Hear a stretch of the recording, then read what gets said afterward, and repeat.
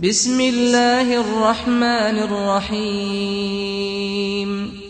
ويل لكل همزة لمزة الذي جمع مالا وعدده يحسب أن ماله أخلده كلا لينبذن في الحطمة وما أدراك ما الحطمة نار الله الموقدة التي تطلع على الأفئدة